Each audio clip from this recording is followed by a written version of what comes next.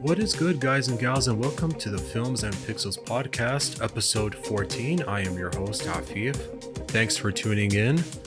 Now, before I start, I just want to quickly acknowledge that last time at episode 13, I felt like I wasn't always clear and concise with my words. At times, I sounded like I was stuttering a lot, like Porky Pig. And you know what happens? I just get a little stressed in front of the camera. I'm not always used to in front of the camera. I know I should be up like 14 episodes by now. So it just takes practice and time. Plus, it's like, I record my episodes in the late evenings. And like last week, it was just, after iftar, it's still early in Ramadan. Get a little tired from fasting. So it just, it's normal. But, I will get better at all of that. But now for the topics for this episode, some interesting stuff we want to discuss and talk about.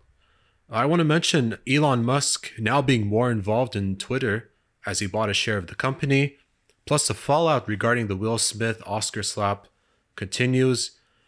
A serious situation with Ezra Miller, his future with Warner Brothers regarding their film franchise is now in doubt. I want to give my thoughts on why I think Sony's PlayStation 3 console legacy continues to be damaged over time, especially regarding the efforts Xbox are making. Some quotes from a recent Sam Raimi interview he had with Fandango just a month before Doctor Strange in the Multiverse of Madness release, and a funny TikTok clip regarding Monster Hunter Rise. It's just kind of funny. I found it, so I thought I'd just share it towards the end. But yeah, before I go forward, if you haven't before, check out previous episodes on YouTube and even all the other audio platforms. Please, I encourage you to subscribe to this channel. It's just an independent channel. It helps me a lot. Your comments in the comment section below helps with the engagement. It's always welcome. Yeah, I'll make sure to make Patreon more active as well. So if you want to donate to Patreon, that's always great. And again, if you're not watching on YouTube, thanks for listening on the audio streaming services. I've opened it more platforms with Amazon as well. So don't forget to listen there. Of course, still on Spotify, Deezer, Raimi, Google Podcasts, and so forth. So yeah, again, thank you so much. And from here on out, let's get going. It's going to be exciting. When we think of the name Elon Musk, a lot of descriptions come to mind nowadays. Billionaire, join the list of, Jeff Bezos and Tim Cook and so forth. Tech enthusiast, innovator, head of Tesla, bringing his Tesla branded vehicles to space. Someone with children with names with strange spellings that we can't even say or pronounce. And also someone who's very vocal on Twitter, who's not afraid or shy at all to say anything that comes to mind on Twitter. Which brings him to this subject of both social media platform and the man himself now intertwined together. Just recently, in fact, Elon Musk himself bought a share of Twitter. To be exact, he did buy a stake of 9.2% of Twitter, worth $2.89 billion very recently, which did send the company's stock price soaring all the way up. Now, Musk did purchase exactly 73,486,938 Twitter shares. So, like I said, at that percentage of 9.2%, that which is like a passive stake in the company. So he's now which now makes him the largest shareholder on Twitter. Now it's interesting how this is like 1 week, this whole big move acquisition happened just as Musk was just tweeting to his 80 plus million followers, free speech is essential to a functioning democracy. Do you believe Twitter rigorously adheres to this principle? He did. Now, this question came from a poll, yes or no. So based on the results as of March 25, 70.4% said no, while 29.6% said yes. So what does that mean? At least according to Musk, when he was asking if Twitter allows free speech principles, he believes that Twitter doesn't, which says a lot on his, from his own opinions. And what he says does matter. It carries a lot of weight.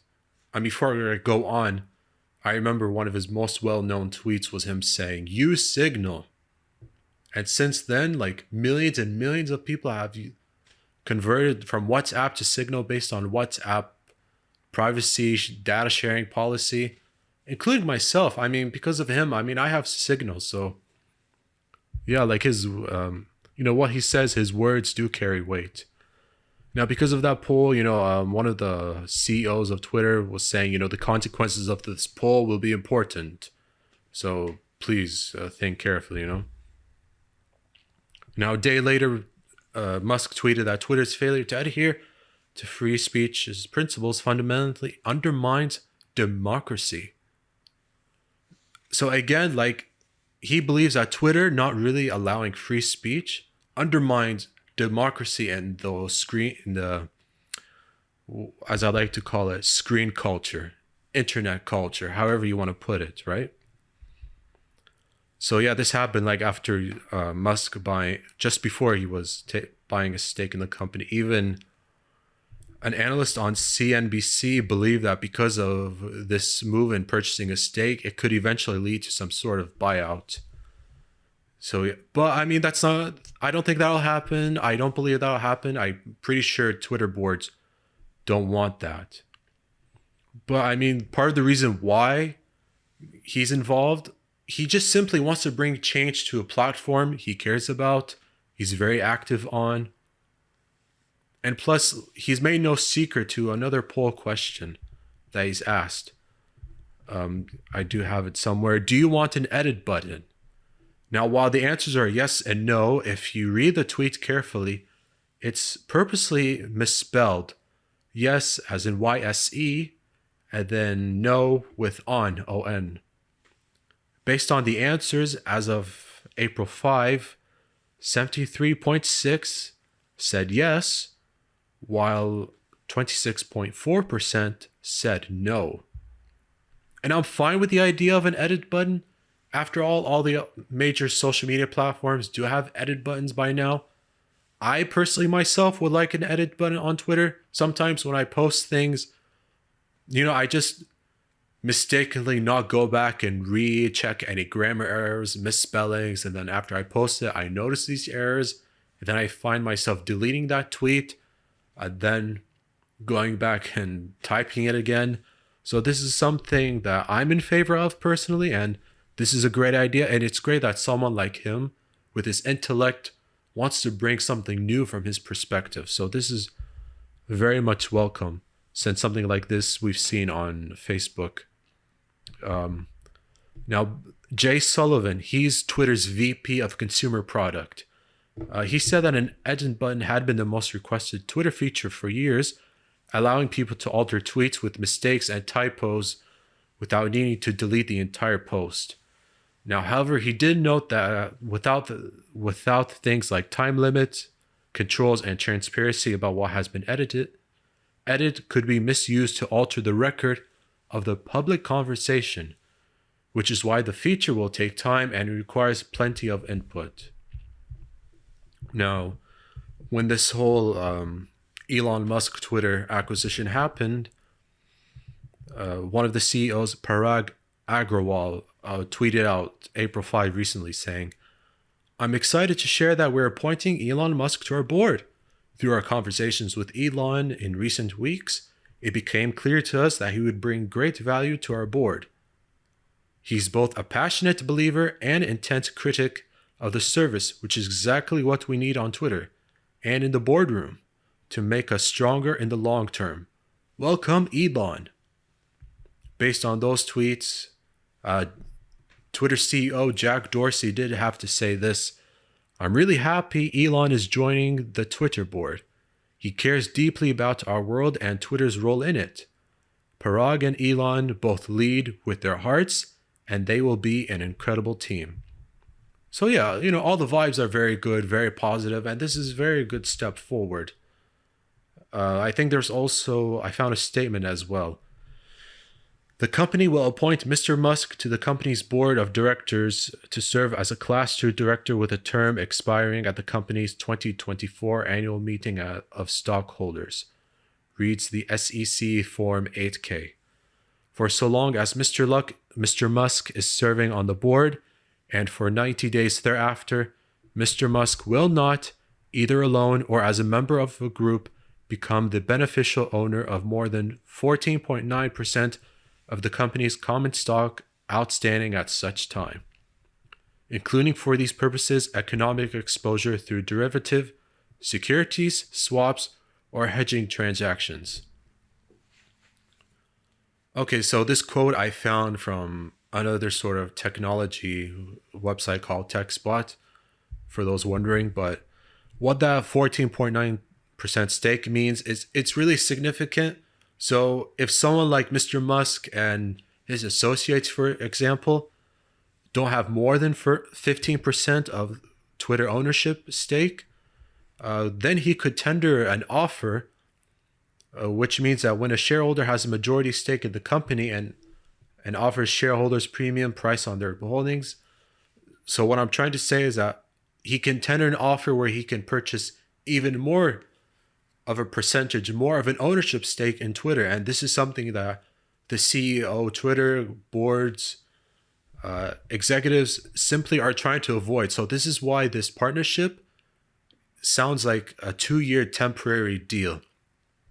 If what I'm saying is clear. That way, they're trying to avoid a hostile takeover from Elon Musk or from anyone else. And in this manner, despite someone like him being active on Twitter, it's a good thing that they're avoiding any sort of controversy or mistakes or any sort of intense situations because of that whole edit button that he asked about. And I'm glad that he's very vocal about it. Twitter.com's account said this. Now that everyone is asking, yes, we've been working on an edit feature since last year. No, we didn't get that idea from a poll. We're kicking off testing with Twitter Blue Labs in the coming months to learn what works, what doesn't, and what's possible. I know it sounds so simple, like of course just insert it. I would be more than happy for a Twitter edit button. But I mean, like when there's a Twitter thread that things could be edited and changed, and then I get it, like a conversation may be seen or perceived differently. But because we're common to auto types, autocorrects, misspellings, mispronunciations, and then everyone will see it differently, react differently, like, oh, no, I meant to say this and that. That's not what I meant. That's not what happened. So I'm just glad that someone like him, who has been really a big innovator, a big leader for Tesla, now has something to contribute for Twitter. And I was remembering, I think it was sometime last year, they had something called Fleet, kind of similar to Facebook, Instagram stories. And I used it one time, but it's unfortunate that it stopped.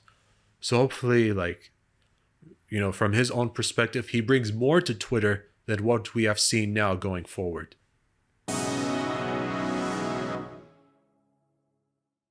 It's been almost a week since Oscars 2022 ceremony, and still, instead of all of us really talking about and crediting all the award winners, from screenplay writers, best actresses, best directors like Jane Campion, yes, finally I said the name correctly this time, best international films, and so forth, like all the categories, we're still simply talking about Will Smith's Oscar slap on Chris Rock.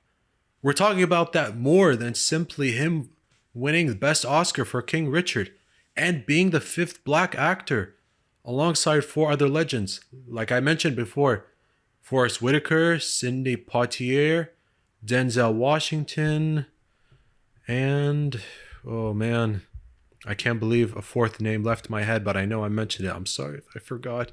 This is so embarrassing. But you get the idea already. Yet this whole conversation with the slap is still talked about. Yes, we know it's assault and all that, but I also want to mention something. If you haven't read a column written by Karim Abdul-Jabbar talking about what his actions did more than just hitting someone, I recommend reading it. It's interesting from his perspective on how he thinks like someone like him is sort of an insult to women and all African Americans. But yeah, on this topic, so the Academy Board of Governors originally were going to have a April 18 meeting on what would be a possible punishment. So they moved that up to April 8, which is like literally hours or very soon, depending on your time zone, now that I mentioned it. A letter the Academy published from President David Rubin was obtained by Variety.com.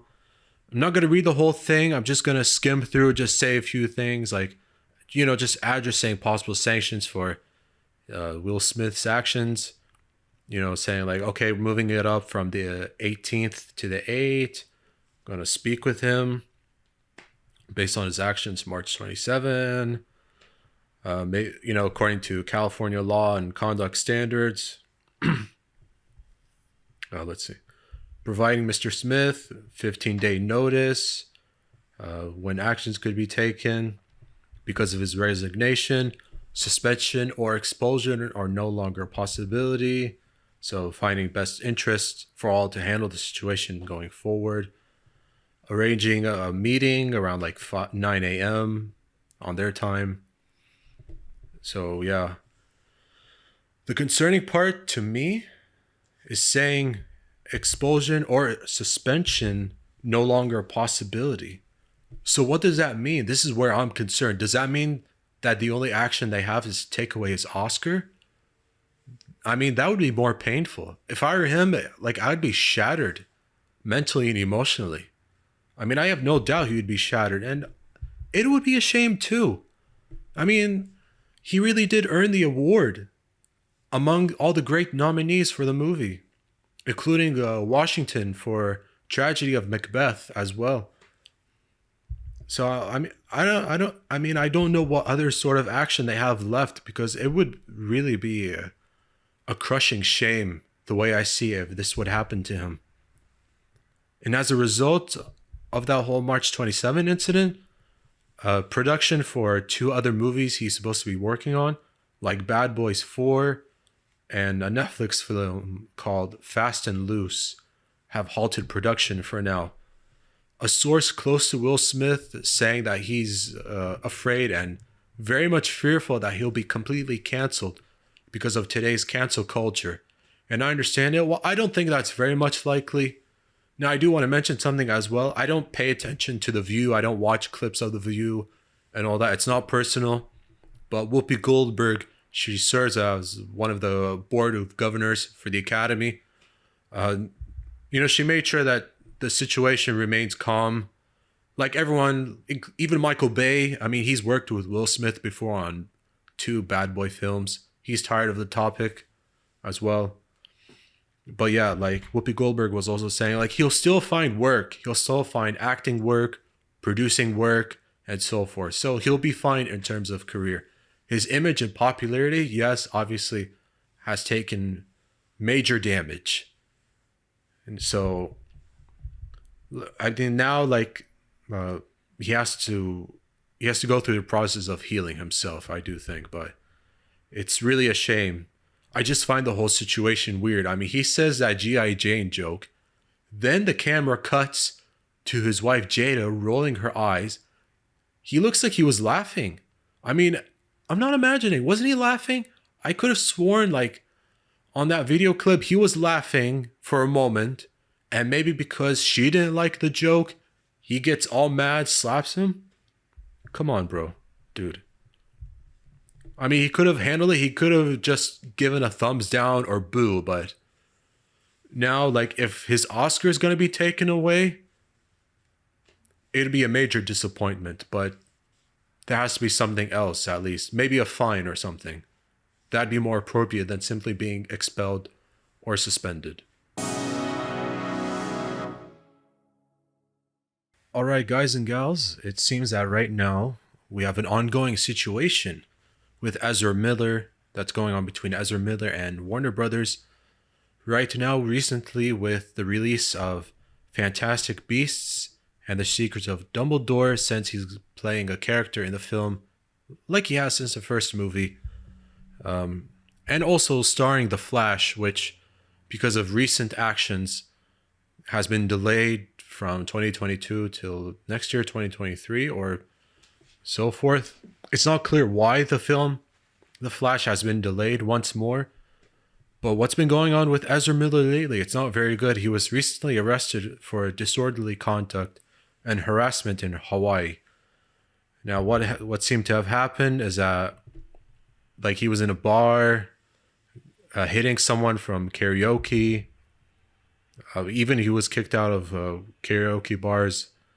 This happened from a physical confrontation with patrons at a bar. So this is like already a list of strange, concerning incidents, and this isn't his first one. Before I go forward, like, I do want to mention that whole story.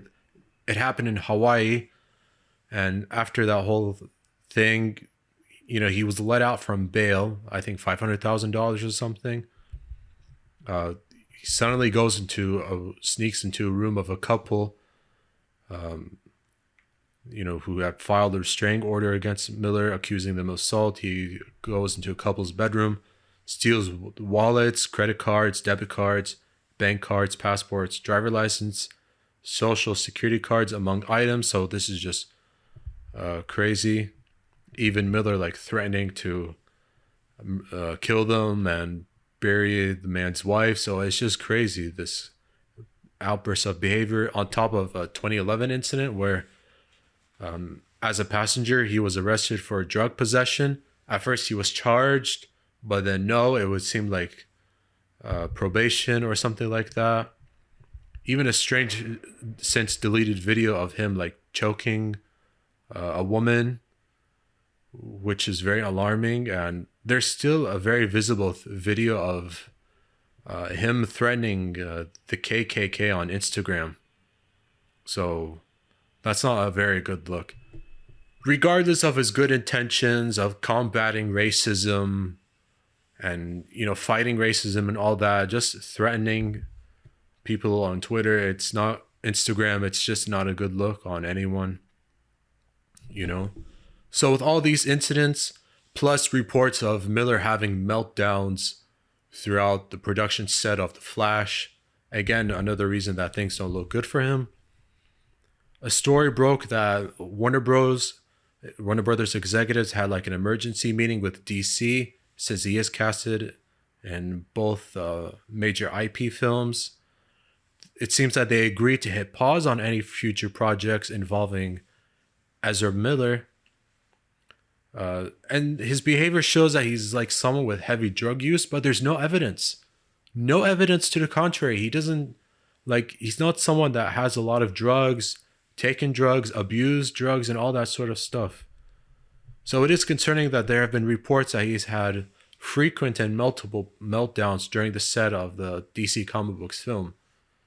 Now, as we thought that they would hit pause with both companies and the actor, now, hours ago, and it's a good thing I'm recording this episode, because an update was revealed as a source from the studio told IGN.com, refuting a report from Rolling Stone saying that there was no such emergency meeting that took place, and dismissing claims as exaggeration. So now it sounds like, from reports of an emergency meeting on how to deal with Ezra Miller, to nothing really, no sort of traction happening with someone with concerning behavior of emotional outbursts and arrests, of attacking people and so forth. I mean, you think that, some sort of, some kind of confidence would need to happen, or I should say, like, issues of confidence, actions of consequence, there has to be a consequence to those actions. You get what I'm trying to say. Like, it's not looking really good. There's so much talk on this Flash movie. The only thing I've heard about the film, more delays. We know there have been COVID delays, and then there's incidental delays. So yeah, right now things are not looking good for Ezra Miller. Just to summarize all of that, and it's a shame. I just wish for the best. I whether you liked his portrayal of the Flash or not in Zack Snyder's Justice League, you just wish for the best at the end of the day, right? I mean, I'm pretty sure his fans do. Alright, guys and gals, for this topic, this is something that me personally, I'm very excited and looking forward to really talking about, because we're like a month away now when you think about it, for the premiere of Doctor Strange in the Multiverse of Madness. Other than COVID delays, I'm just glad we're almost here. We've seen trailers. By now, there was recently like a short 1-minute trailer that premiered online. So it's a good thing that there's also like IMAX posters, Dolby posters, some really interesting artwork. Honestly, it's amazing to see. Like in the beginning, the director of the first movie, Scott Derrickson, I think that's his name, Scott Derrickson, was originally meant to come back and direct this film. Because of creative differences, unfortunately, between Derrickson and Marvel, Kevin Feige, both parties went their separate ways. But this is why I'm more than happy that someone like Sam Raimi got on board as someone who is a fan of comic book films, especially, obviously, Spider-Man, and someone who's great with horror films like Evil Dead and all those other horror films. He's perfect for this job. I just thought, like, I'm glad he's on the job. He's perfect. And I'm glad, like, he's the one pursuing the project. And based on the trailers, I'm very much pleased. And I'm definitely looking forward to it. I'm excited to see the surprises. So from a recent interview he had with Fandango, there have been a bunch of quotes that I have that really caught my attention. But I want to start with the big one before I go with some of the other details. He was asked on, if, ahead of the Multiverse of Madness film about Tobey Maguire, his thoughts on Tobey and No Way Home. Of course, Raimi loved seeing Maguire in No Way Home and said, like, he'd be happy to work with Tobey Maguire again, with this quote. "I've come to realize after making Doctor Strange that anything is possible. Really anything in the Marvel Universe. Any team-ups. I love Tobey. I love Kirsten Dunst. I think all things are possible. I don't really have a story or a plan. I don't know if Marvel would be interested in that right now. I don't know what their thoughts are about that. I haven't really pursued that. But it sounds beautiful. Even if it wasn't a Spider-Man movie, I'd love to work with Tobey again, in a different role." So he's very enthusiastic and has strong feelings of Tobey Maguire, since clearly both collaborated well on the Spider-Man trilogy from the early to late 2000s. And the funny thing is, like, last night, even those films were airing again on NBC Max. Yeah, NBC Max. So the timing was just strangely coincidental. So I think both Maguire and Raimi collaborating again, I mean, that's something I'd like to see. So going forward, regarding MCU films he may have seen before, prior to working on this Doctor Strange film, he said, like, since you got to give a story, I'm going to give you a 2-part answer. I had seen Iron Man, The First Avengers, Black Panther, and Doctor Strange, and little clips of the other movies.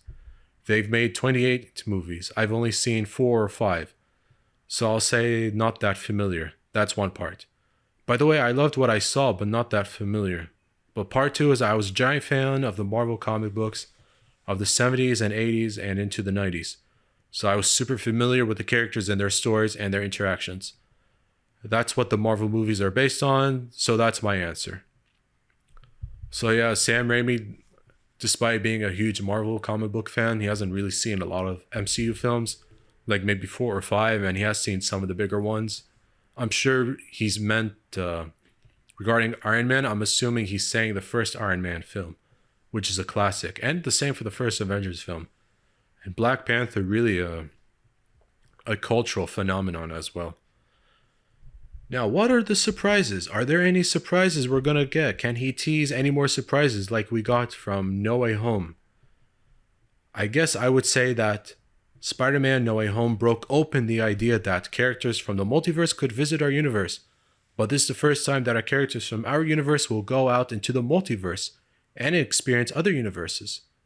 So, it's going to be a continuation. But that, I think, is one of the biggest appeals. Finding other realities, and how they rhyme with our own, or how they are completely the opposite, or variations thereof.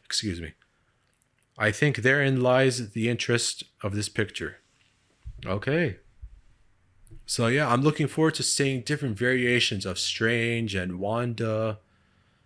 And yeah, a new character was teased, America Chavez. I was going to say America Chavez.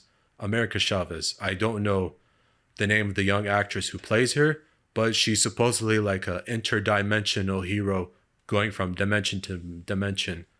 And the trailer, we saw like a big giant creature.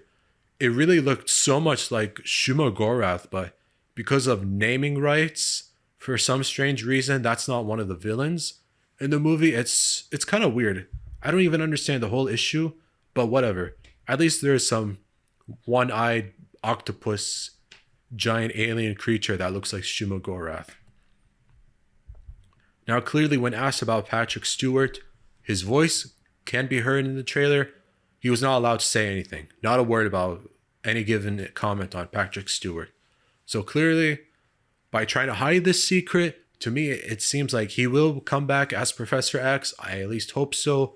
Or if it's a different character, that's fine. But with the multiverse being open, one character or another is something I think is a possibility for Patrick Stewart. When asked who he considers as the movie's antagonists, that's an interesting one. Well, there's iterations of our characters throughout the multiverse. So if I were to say Strange, I'm not really supposed to answer this question, but I might be saying Altered Strange. Same with Wanda or Mordor, as in Baron Mordor. But I would say at different times, all of the above. And that makes sense because these are flawed characters in the film. I think like Baron Mordor, played by, man, this name is so hard to pronounce. Chiwetel Ejiofor. Okay, I'm not going to try. That was just difficult. Like, I remember him from The Martian. Yeah, The Martian, when he collaborated with Ridley Scott and Matt Damon in that 2015 movie, which was fantastic.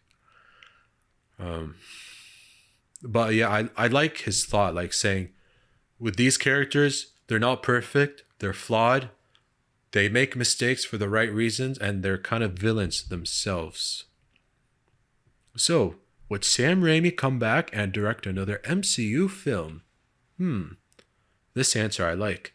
Absolutely. It's like the world's best toy box to be able to play at Marvel. I'd love to come back and tell another tale, especially with the great management they've got there. Yeah, I mean, I agree. Sure, working with someone like Kevin Feige is not always easy when a director has their own vision and producer of a multi-billion-dollar movie franchise has their own storylines planned, storyboards, any sort of teasers planned. But I mean, it you know, at least it's good. At least things sound pretty good. His favorite version of Benedict Cumberbatch playing Doctor Strange. What is his favorite version of Cumberbatch playing Strange, I should say. No, I don't have a favorite. I really like them interacting with each other very much. I think that was the most interesting thing, to see Benedict Cumberbatch bring out a part of his personality that was slightly unique to create one of his altered selves. Or to watch Lizzie maybe bring a darker part of herself out to create an altered version of herself. The slightest tweaks they could come up with made it very interesting for me. So I like the answers he gave, and I like his perspective on, you know, how he thought and believed that the actors really brought more to the role than just one version of their main character. And I'm definitely looking forward to see like how much versatility and variety there is for their characters, and just seeing how they're not perfect and how they're very much flawed at all. Can this be like a 10 out of 10 film? Maybe not, but I do think there's potential for this movie to be like an 8 out of 10 or 9 out of 10. Now, if it's a 7 out of 10, that doesn't mean it's bad at all. It's just maybe like not a step up from the first film. The first film I was fine with. I'd say like 6 out of 10. Maybe if you're more generous, 7 out of 10. Doctor Strange in 2016, a 7 out of 10 for me in some ways, not so bad. So my expectations are high for this film to be much more exciting, much more greater, especially with the amount of time in films Benedict Cumberbatch has had the opportunity to play and star as Doctor Strange throughout the years.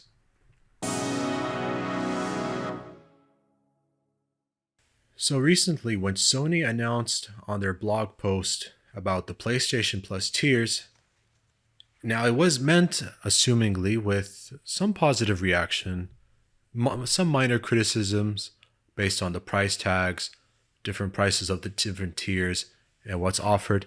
It's at least a good thing to me that they're making more of an effort with the digital platforms of using backwards compatibility, bringing older games from older generations back.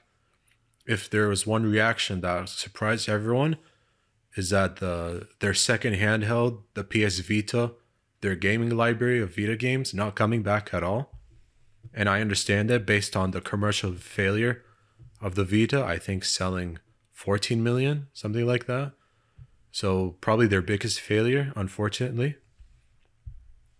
So one of the issues that some people had is that regarding the PS3, it did come with the caveat of like their PS3 games being played through their cloud streaming service known as PlayStation Now. Now, so understandably, it didn't sit well with everyone wanting to play a lot of those games, download them into their PS5. I get it, requiring a stable internet connection. Or for some territories, PlayStation Deluxe as well. So it's sort of the same thing, but for different regions, different countries. And yeah, like, it's not exactly shocking. It seems like nowadays more than ever, trying to emulate the PlayStation 3 is difficult. You know, this is like a mistake that I think is haunting Sony for how they build it up and kind of develop their PlayStation 3 architecture system known as the Cell processor when it was revealed in 2005, but was released later in 2006. So, and the Xbox 360 was out in 2005. And it was met with a lot of skepticism because of how difficult it is for developers to work on the system and code and program their games, which is why the 360 has always been looked at as the easier system. And look, let me be clear on something. I'm not anti-Sony. I don't have any issue with Sony games, Sony pictures, or anything. I'm just mentioning some of the business decisions at that time. The leadership for SIE, Sony Interactive Entertainment, was completely different that time for PlayStation. Now with Jim Ryan, head of the franchise, head of the organization.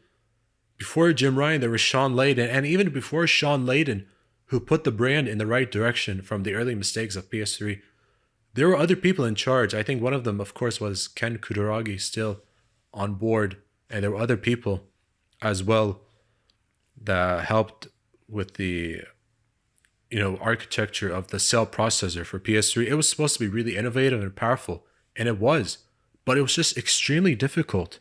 And to make things worse, I think like a 20 gigabyte model in 2006 was like $500, and an 80 gigabyte PS3 costed $600. Obviously more expensive than Xbox 360, released 1 year prior in November 2005 as well.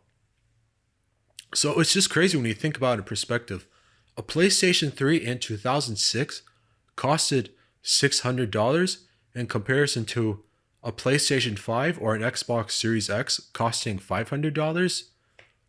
I mean, that's just absurd and kind of atrocious as well. So there were some early mistakes regarding with how Sony, the heads and the CEO kind of handled the PS3. It's a console I like. Now, for what it's worth, I have the super slim model. I know there's like that disc tray, and I know that also, in my opinion, the slim is more aesthetically pleasing. But I'm fine with the super slim for a couple of reasons: how it fits into the entertainment stand, the size, and also how I can easily open the slot, take out the hard drive, and replace it. So that's a good thing for me as well. Since then, like there have been many of the classic major exclusives for the PS3 that have been remastered for the PS4, a console that developers saw as much easier to work with and develop, you know? And unfortunately, regarding the remastering process of games, whether it's Uncharted or especially The Last of Us or Wipeout or God of War 3, just a few examples, it took a lot of time, patience, resources, and seriously, the hard work for them was exhausting.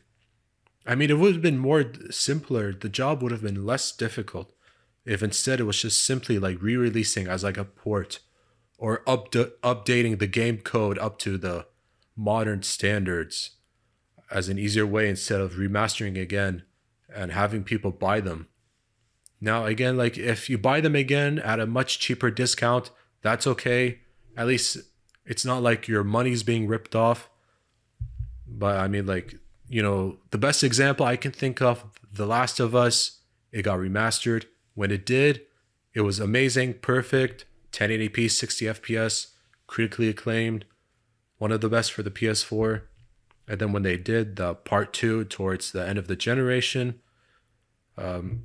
and also around since like PS5, sorry, when PS5 came out, updated the game so that it can be ran at 60 FPS, but I think at 1800p or 1440p resolution as seen on the PS4 Pro.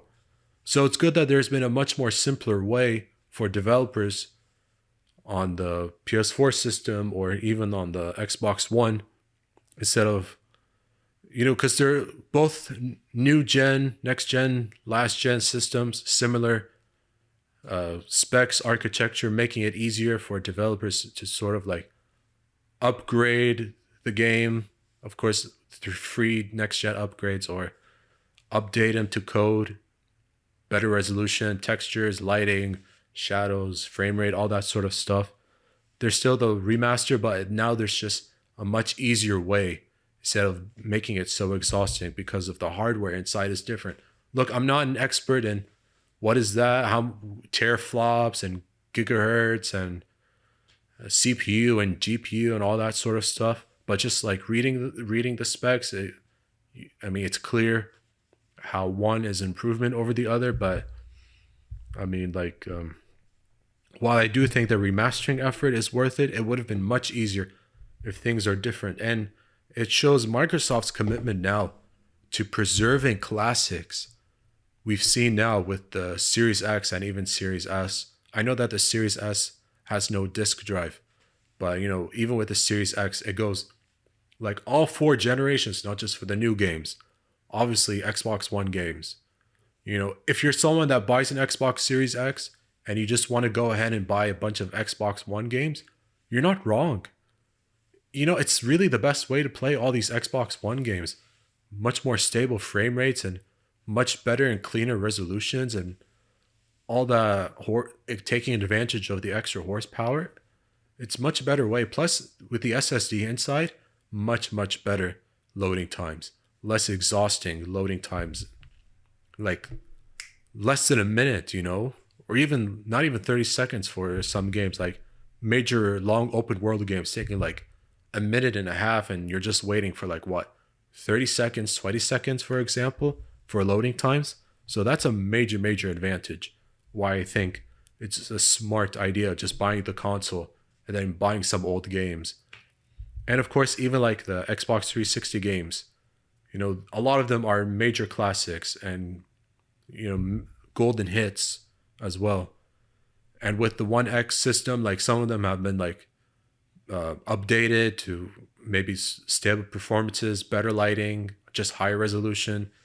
So those games in some ways have been updated to sort of like, they still look like something from 7th gen, but just make them a little bit better in some ways. The graphics look the same, but just better resolution and all that good stuff. So I'm not trying to sound like anti-Sony. I just think some of the decisions made in the past have sort of haunted them, and it's hurting them in a way that when they want to, bring older generation of games forward for nostalgia, the task for them has become more complicated and more difficult than it should be. Whereas Microsoft has found solutions. While not every game from Xbox and Xbox 360, the first two consoles, not every single game has been backwards compatible for the newer systems, at least a huge list, and there's a huge library of them now available. So of all the console manufacturers, credit goes to Microsoft for making more of the effort. At least, like, I'm glad that Sony made this PS Plus tiers announcement. But it is strange, like, for them, while placing them in different tiers and one costing more and more than the other, the task for them has been really more difficult than it should be. But now they have to live with the consequences of what those before them have done and the mistakes that have been made. Even with the PS Vita, I like the Vita, but even the complaints of the proprietary memory sticks costing a lot of money, I agree with them. They're right. I mean, all those people getting upset at the memory stick costs are right, and that's why I think the Vita sales really hurt them bad. But at least I hope there isn't any sort of anti-consumer, arrogant decision making with PS5 going forward. There have been some questionable moments here and there, but at least they've rectified it. Still, it would be ashamed if, in terms of decision making and, business acumen, that Sony goes backwards. It really would be a shame based on the goodwill they've built on the PlayStation 4. All right, guys and gals, for this final segment, just for entertainment reasons, I found kind of a funny TikTok video. It's related to Capcom having a funny, amusing way of promoting Monster Hunter Rise. Before it came out on the Switch, and January was out for Windows. Some video with like puppets or something. It's kind of amusing, and it's like for 46 seconds. Normally I wouldn't do this sort of thing, so I'm kind of fearful of copyright claim.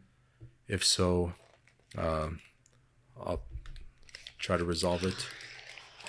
So yeah, here comes a couple of strange puppets.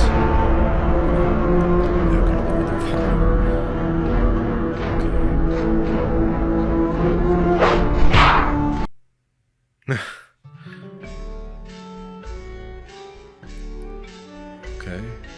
Capcom headquarters. Okay. Yeah, I don't understand Cantonese, but that's fine.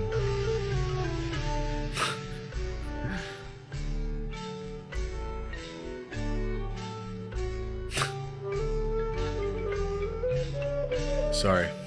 I don't even know what's happening, but it's kind of funny.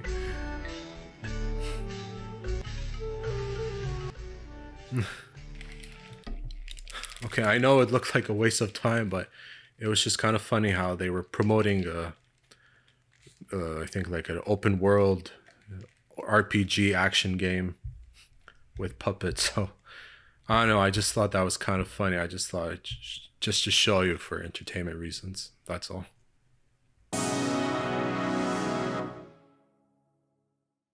All right. Yeah, we've made it to the end of this episode for the Films and Pixels podcast, episode 14. That is all for today. If you have watched and listened from beginning to end, thank you so much. And if you haven't done so yet, please subscribe to the YouTube channel, like and follow the social media websites, and leave the comments. Thank you so much. It would mean a lot to me if you've done so, as this does help grow an independent channel like mine. So yeah, any good comments you have would be very much appreciated. Peace out from now until next time, and thank you very much.